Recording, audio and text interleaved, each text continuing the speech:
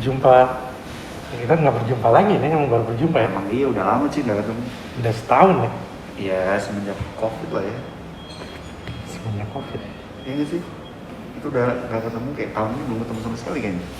Belum, terakhir kayaknya ketemu tahun lalu ya, akhir tahun ya. Tahun lalu. Sibuk ya. Lu di zaman COVID gini, sibukan lu ngapain aja sekarang? Gue kerja aja sih paling, kerja freelance gitu kan. Freelance. Nulis Kebanyakan ya. nulis banyak kan. Biasanya nulis kayak apa lu sekarang? Yang Konten sih, content writer jatuhnya. Jadi kayak nulis artikel, biasanya artikelnya bisa macam-macam sih, bisa tentang sustainability, bisa tentang culture atau musik atau art gitu sih. Tentang kesehatan ya kalau nggak salah gitu ya. Kalau kesehatan, gue lebih ada juga sih yang tentang kesehatan itu gue lebih ngedit sih di situ gitu. Ngedit. Jadi, ya, kalau musik maksudnya apa nih? kegiatan ya band Band-bandan. musik lo akhir-akhir ini kegiatan. Dan sih masih jalan, tapi ya dalam situasi kayak gini nggak banyak sih yang bisa lo lakuin ya kan. Paling lo nulis lagu, lo ngerekam masing-masing di rumah masing-masing, terus lo gabungin, lo mixing sendiri, itu bisa. Kalau mau produktif kayak gitu bisa. Studio latihan sempet buka pas PSBB transisi, terus tutup lagi, terus buka lagi, kayak gitu-gitu sih. Terus kemarin kan lo ada Fake dan Barefoot. Split ya, iya baru rilis Split si Fake sama Barefoot. Itu rilis prosesnya gimana? Sebetulnya sih rekamannya udah dari, kalau Fake selesai rekamannya tuh udah dari akhir tahun lalu sebetulnya. Terus ya salah satunya karena COVID juga, terus kundur, akhirnya baru rilis sekarang.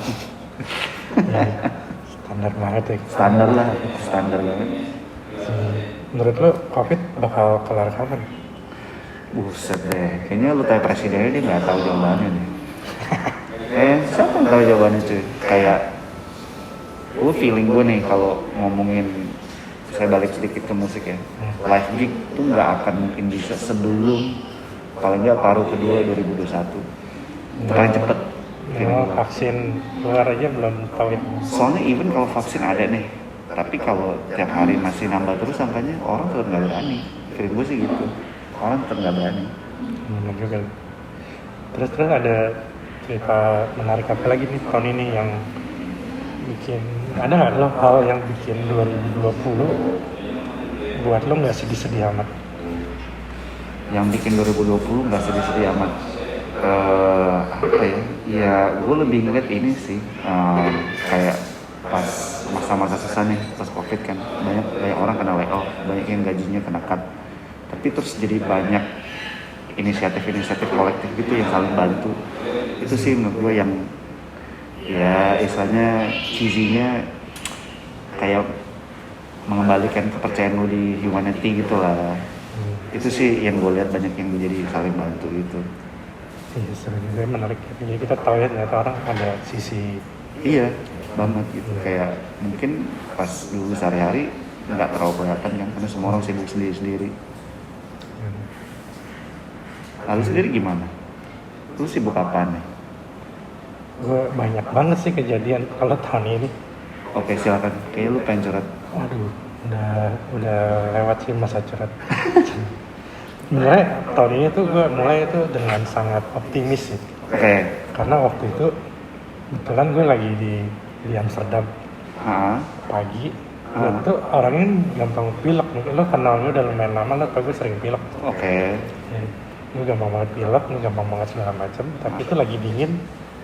Selama gue di sana, gue sangat sehat, tidak alergi, tidak. Bahkan lagi dingin aja gue keluar nggak pakai baju juga seger gitu. Jadi lu memulai tahun dengan sangat optimis. Terus? Jadi jalan pagi-pagi ngopi. Kayaknya 2020 this will be my year. Ya kan? Itu berarti lu ngapain jam sudah? Lagi dapat rezeki nomplok aja. Asik. Kerjaannya? Apa jalan-jalan?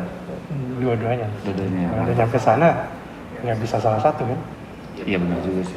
Bisa kalau lo jalan-jalan doang. Tapi kalau ini, iya. kecuali lo influencer, jalan-jalan adalah kerjaan. Oh, jadi lu influencer bareng? Kagak, gue emang ada kerjaan aja. Oke, terus? Ya pas balik mulai kan downfall satu-satu. Gara-gara COVID. Gara-gara COVID, ada klien yang bubar, ada Iya. klien yang ini. Atau bokap gue sakit sampai sekarang. Nah, itu benar-benar naik turun ya. Jadi saat lo lagi down-downnya kayak fuck dulu, tai banget nih gitu. Iya. Atau ada yang nawarin, lo mau ngerjain ini nggak? Gue bingung gitu kan sekarang, jadi gue lagi mau sedih gitu, maksudnya gue lagi mau meresapi kesedihan gue, tapi gue tetap dapat hoki gitu. Oh, itu rezeki berarti. Rezeki. Maksudnya Itu rezeki. bikin apa ya? Naik turun ya. Ya, ya kayaknya masih ini sih. Soalnya kita masih beruntung lah gitu. Kayak gue juga Juni kemarin gue kena layoff. Gue kena layoff. Cuma kayak, dan gue juga sempet stres. Tapi terus 2-3 bulan kemudian mulai ada project tawaran, ya udah lu mulai ambil aja. Terus ya akhirnya lu mulai back on your feet lah istilah gitu. Iya, sekarang udah berapa bulan terakhir, ya bener sih kata lu, ya back on our feet lagi sekarang. Terus jadi aus. Anjir. Gue aus.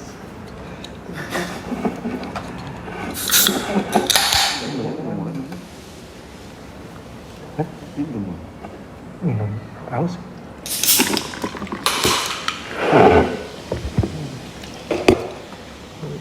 Jarang-jarang bikin konten di dapat sponsor nih. Lo di pandemi ini bukan pandemi, di 2020 lah, ini kan sekarang kita lagi pada di rumah. Nemu musik yang berkesan nggak lo? Maksudnya rilisan? Iya, rilisan tahun ini. Surprisingly banyak yang bagus sih tahun ini. Vokal gitu ya, ngomongin vokal kayak band Psychedelic Bali tuh, Rolfes. Ya, Rolfes. Garatu bagus banget menurut gue. Terus ada biasanya Isyana juga lumayan ngagetin sih. Yang progresif. Iya, dia banyak setir, dia benar dari pop Raisa gitu. Sekarang gue kemarin denger tracknya satu kayak symphonic metal gitu, benar-benar proper symphonic metal. Jadi menurut gue itu juga kejutan yang menyenangkan sih. Jadi biarpun 2020 ya agak-agak kayak gini ya, tahun penuh ketidakjelasan, tapi untungnya kualitas rilisan musik masih banyak yang bagus ya. Iya, tahun ini oke sih, lumayan. Ada, cuman yang beberapa yang berkesan gue malah yang agak lebih baru-baru justru. Baru-baru itu masih rilisan berapa bulan terakhir gitu? Yang masih baru hitungannya. Kayak si Denisa tuh menurut gue menarik sih. Oh, yang singer-songwriter cewek muda ya? Dia elektronik. Terus satu lagi gue kemarin dapet namanya Kei Sinantia. Oke, gue belum pernah dengar. Nah itu buat gue menarik tuh. Terus habis dilihat-lihat kayak banyak juga tuh orang-orang yang lulusan SAE. Mereka bikin sesuatu yang bagus. Kayak siapa?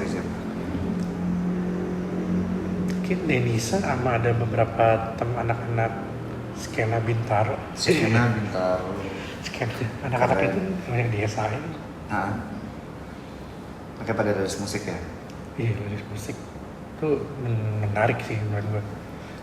Nggak cuma bagus sih, jadi kayak banyak.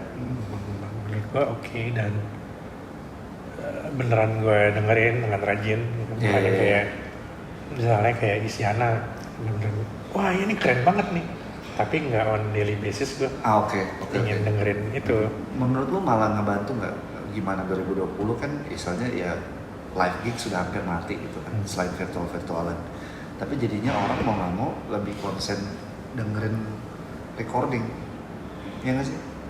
Kayaknya banyak yang seperti itu. Cuman karena emang lagi sial ya, emang nggak bisa. Banyak tahun ini banyak banget album yang lo nggak terlalu konsen jadinya. Tapi karena berapa bulan terakhir kan udah mulai back on my feet. Iya, maksudnya kehidupannya mulai sedikit lebih normal, lebih enak. Nah itu gue suka tuh rilisan terakhir, tapi banyakan dari luar. Oh iya, luar juga pada produktif semua tetap nggak ngaruh. Iya, tapi gue rada kesel tuh kalau yang udah mulai.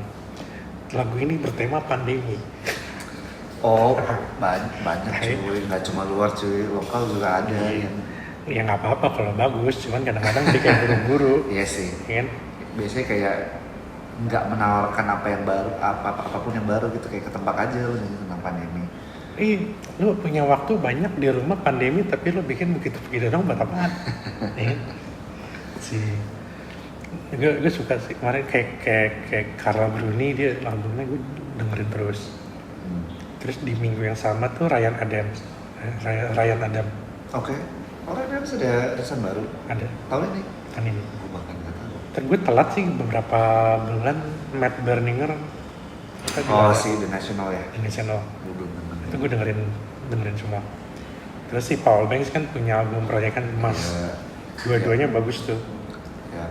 Yang cover version dia nge-cover Bob Dylan, nge-cover Mazista. Rajin gue dengerin. Seneng nih. Sufjan Stevens rilis album 2 tahun. Oh iya, Video Game tuh salah satu track paling banyak didengerin gue tahun ini emang. Loh, iya. Bagus sih album yang baru, biarpun kayak dia dari folk dia balik lagi ke agak-agak elektronik gitu kan. Iya, yang tahun ini tapi nggak separah yang dulu Age of Edge ya, lu ngomongin Age of Edge yang lama iya, banget. ya yang sibuk atau dia bikin si Corey Lowell. Ya, itu kan bagus banget. Itu bagus banget. Balik ke folk lagi basic. Gue dengerin berulang-ulang terus kemarin, tapi yang kemarin gue nggak banyak. Biasanya gue dengerin album kan. Ini kayak gue ambil beberapa single aja. Beberapa lagu lebih menonjol ya. Si Video Game tuh situ lucu tuh lagunya padahal gitu doang. Kayak emang ada masanya kayak lagu yang gitu doang tuh yang jadi menarik. Yang lokal mungkin gue suka gitu demen juga tuh Al-Ahad Billy. Oh, projectnya si Billy, iya. Yang relar dari Polkawas Billy. Iya bagus. Bikin Al-Ahad. Oke. Dia bareng Safira Singh. Oh iya. Terus Safira Singh itu penampilan live paling berkesan buat gue tahun ini. Oke. Karena dia akustik sendiri, ruangannya agak bergema. Dia ngebuka setnya tuh pakai Blue Monday. Oh, gue pernah, dia kayaknya pernah bawa juga. Gue pernah nonton dia cover itu juga. Di mana? Waktu itu gue pakai coffee shop di dekat-dekat Walter, ada kayak acara launching buku art gitu. Terus dia tampil. Tuh, kita sama nih mainnya di coffee shop. Nah, terus gue inget tuh dia ada cover itu, dan emang covernya lumayan pas live. Asik juga nih, ternyata dia bisa karena bergema kan. Jadi kayak reverb alami kan jadi. Enak banget nih. Tahun-tahun terus gue kayak waktu itu nggak sempet ngerekam kan. Gue kayak anjir, gue bisa merekam kemarin. Jadi gue dengerin terus nih bolak-balik. Lu tapi sering ini nggak? Lu sering ngikutin apa? Kalau sekarang ada virtual gig kan, atau festival. Lu nontonin nggak kayak gitu? Apa lu jarang sih? Jarang. Karena masalah waktu apa emang lu nggak suka? Karena mereka biasanya di jam-jam gue lagi nontonin YouTube subscription. Iya. Keren apaan? Gue suka lupa. Oh iya. Ya, lewat kayak ada yang gue pengen banget nonton tapi gue kelupaan tuh si Kunto Aji yang Jawa-Jawa itu. Oke. Tapi iya, gue lupa. Terus kemarin juga gue sempet gitu kayak udah diingetin sama panitianya. Ntar ya jam segini. Gue lupa. Kayak sekarang udah banyak sih, kemarin Rolfes juga bikin misalnya launching party performance mereka juga kayak gitu virtual. Nah, gue waktu itu mendadak ada keperluan tuh, jadi gue udah lihat press conference virtualnya. Pas dia harus main gue harus cabut. Kalau kenapa? Asik ya? Gue juga kelewatan. Ya. Gue berlewatan, gue nggak bisa gitu. Kayak gue diundang tapi gue udah lagi di luar. Nah tapi kalau band-band luar itu banyak yang emang udah siap sampai tahun depan. Sama. Mbak Mi, silakan Mbak. Mantannya. Iya.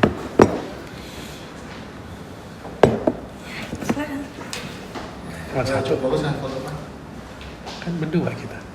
Oh, mungkin dong. Dua. Ya, tunggu satu lagi ya. Lagi bareng ya. Satu lagi.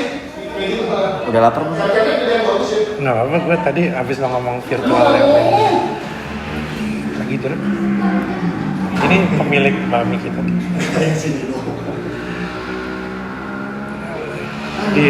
Jadi sambil nunggu satu lagi, Iya, iya. gue keinget nih Gorillaz mau bikin Iya benar. konser. Nah itu gue penasaran tuh, cuman tiketnya agak mahal ya. Sebetulnya kayak kalau lo mikir justru dari semua band yang paling mungkin bisa survive ya Gorillaz, karena mereka seringkali kalau live kan Emang begitu. main animasi kan.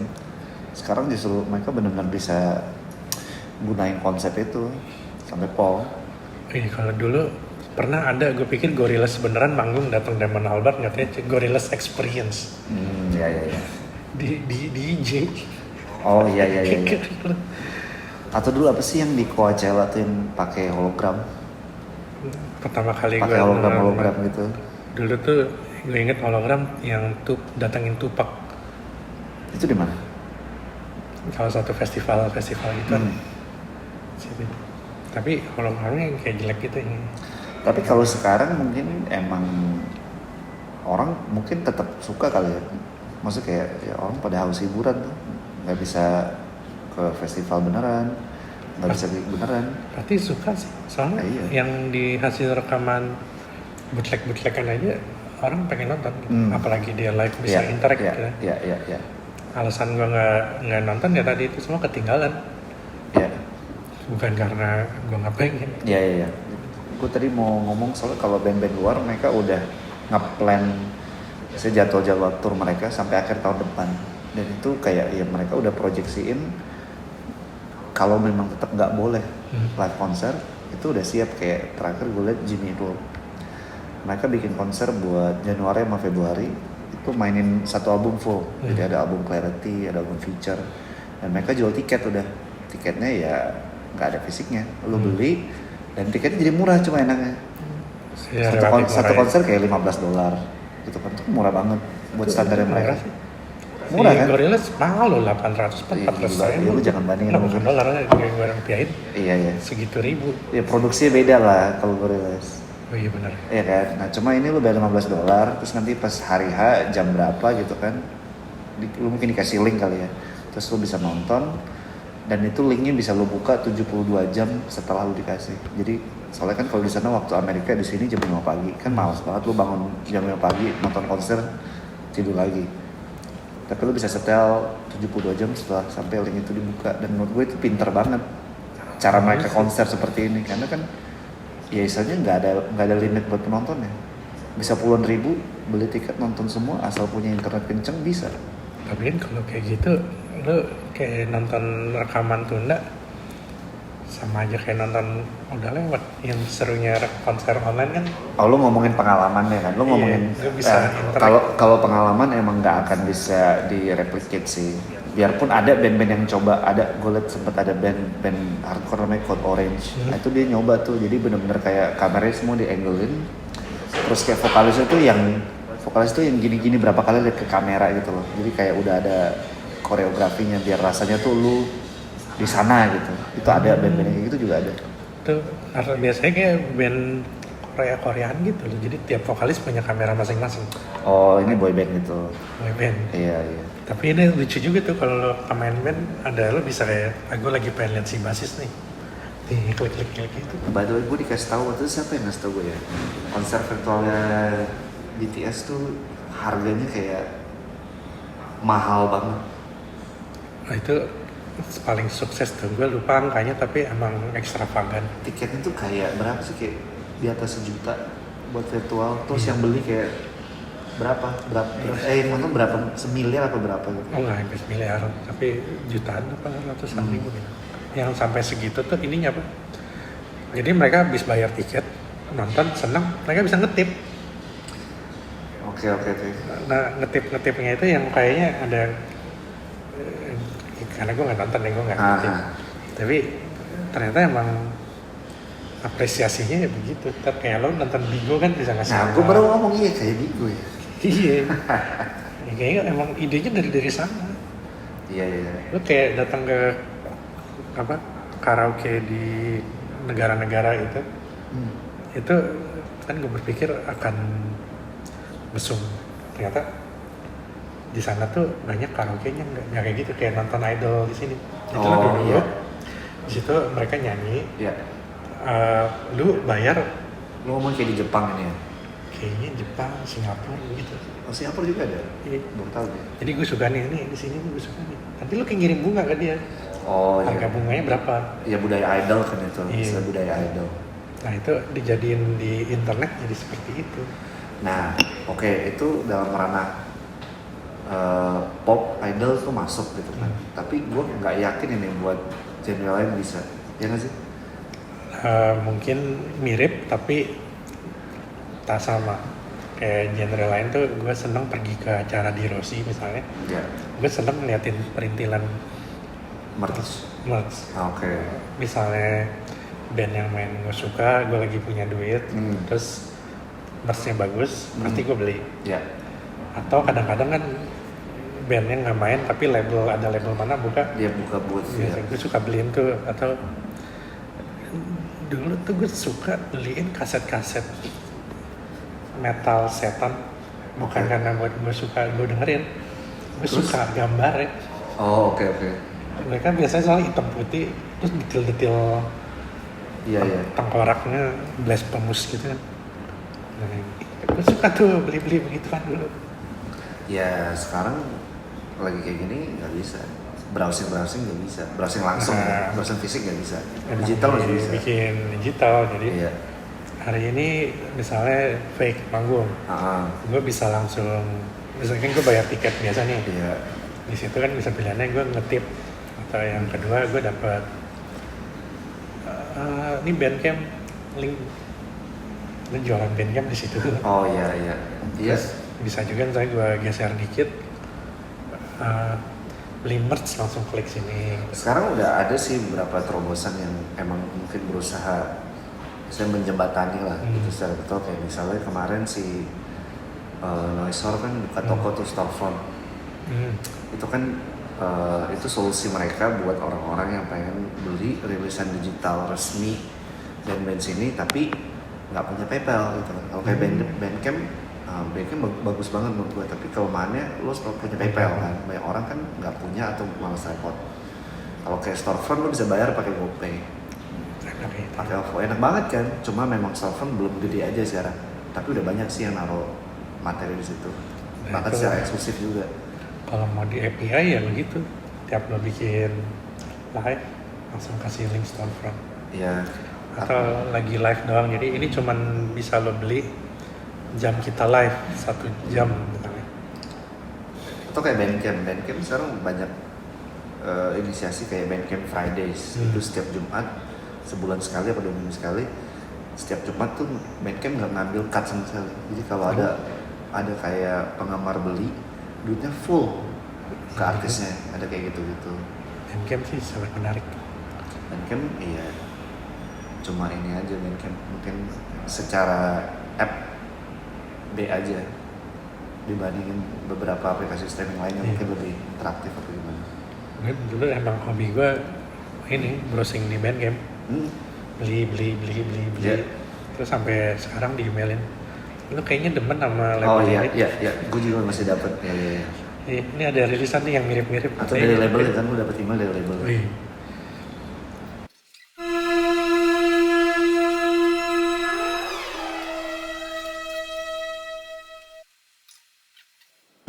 Lu biasa makan bakmi yang paling berkesan apa?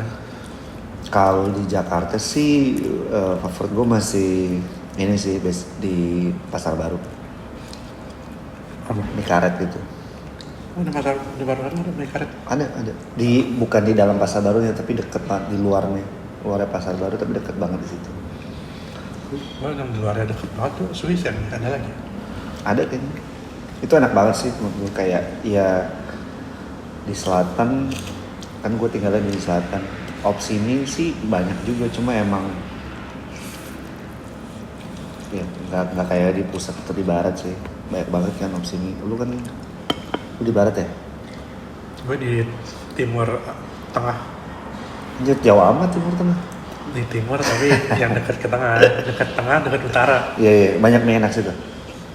Ibu kotanya bakmi dunia kayak gue rasa tuh ngeri. dikit. Dunia nih ya, bukan Dunia, Jakarta nih. Banyak kata Ngeri, dunia. Lu menurut lo bakmi kan asalnya dari mana? Dari Tiongkok kan? Terus lu mau bilang dari Indonesia gitu atau apa? Enggak, dulu kan yang bawa kan orang Tiongkok. Tapi lu pergi ke Cina, mie-nya itu nggak seberagam di sini gitu. Oke, ya, karena di sini banyak interpretasi setiap daerah gitu ya. Betul. Terus orang-orang tiap daerah itu kayak punya perwakilan nih Kelapa Gading. Jadi lo di situ ada mie Makassar aja lu nggak pernah dengar tempat lain, jarang gitu. Sebelum 5 tahun yang lalu hampir nggak ada lah. Mie Palu. Jambi. Mie Palu, ada mie Jambi. Banyak sih emang. Di Kelapa Gading ada semua. Udah nyobain semua? Hampir lah. Itu ratusan, gue capek. Capek makan nih. Gue kalau lihat di mie yang lama kan biasanya toppingnya babi cincang, ayam cincang. Nah itu tuh di Gading udah macam-macam. Terus karena lo udah sering banget nyobain mie, kalau buat lo pribadi apa yang bikin mie enak? Kayak harus ada elemen apa nih? Gue suka elemen of surprise. Oke. Tapi sebenarnya standar aja, tapi jangan terlalu standar ya. Kayak misalnya dia pakai minyak ayam sama dikasih bumbunya jangan terlalu standar. Misalnya orang tuh pakai minyak sayur cuma dikasih garam sama mecin. Oke. Itu kurang menurut gue. Terus minyak kenyal dikit lah. Jadi harus ada elemen yang mungkin nggak lu expect gitu ya. Biasanya terjadi di topping sama di minyak. Jadi topping, teman gue ada yang bikin toppingnya pakai bumbu fusion. Oke, maksudnya daging apa nih? Ini daging babi biasa. Daging babi tapi Ya, kalau ini kan dia pakai rasa resep turun temurun. Enak gitu, jadi bumbu Cina. ya. Dia nyampur sama pakai bumbu barat. Oke. Ada macam kalau istilah gue, jadi kalau misalnya ini lu cuma bisa ngukur enak, ini enak, sangat enak, enak banget. Tapi ada lagi gue di sebelah sini dikit, mencerahkan. Buset. Sepanjang Jadi mencerahkan tuh enak apa enggaknya relatif. Tapi jadi kayak beda gitu ya. Oke. Dan sepanjang lu nyobain macam-macam mie gitu, seberapa sering lu dapet yang mencerahkan? Jarang banget. jarang. Kadang-kadang sebenarnya mie-nya buat orang lain udah biasa aja, tapi buat gue baru gitu. Oke. Jadi bisa kalau lagi untung ya setahun beberapa kali. Gue baru pertama kali kemarin nemu beberapa tahun yang lalu, padahal ini bakminya udah lama. Enak, ini bakmi ini licin-licin begini gitu. Dia pakai kerupuk ikan. Tapi berarti emang dari dulu lu emang suka makan mie ya? Dari dulu? Tapi gue nggak terlalu hunting kalau dulu. Oke. Terus mulai hunting kapan? 5 tahun yang lalu tuh gue bikin 10 tahun yang lalu gue bikin agency. Mulai freelance. Terus gue bikin agency sekitar 5 tahun yang lalu bubar. Oke. Habis bubar gue gak ada kerjaan kan. Oke. Jadi gue mikir gue mau wujudin ide gue deh sekalian. Yaitu? Bikin blog isi bakmi. Ya, Yud. Apaan? Thank you udah ngobrol ya. Oh iya, sama-sama. Terima kasih sudah diajak makan bakmi yang enak. Ya, minum render juga. Siap. Tadi ada obrolan cukup panjang. Kayaknya akan dirilis dalam bentuk lain di Bandcamp. Masa? Spoken word. Anjir. Oh ya, ini akan jadi rangkaian acara. Kita akan mengunjungi 6 tempat bakmi dan 6 narasumber. Narasumber pertamanya ini pilotnya. Ngetes. Tapi dia juga akan jadi host nih, kayaknya cocok juga ya. Kayaknya enak ngobrol-ngobrol sama Yudis, cocok. Gila nih gue multi role gitu. Lu Iya. nggak sekalian mau ini suruh gue masak bakmi Mau sih kalau lo bisa, mau. Indomie aja sih. Nggak apa-apa, ini gampang, ntar gue ajarin. Iya. Ya udah. Ntar kita berjumpa di episode berikutnya di bakmi yang berikutnya. Siap.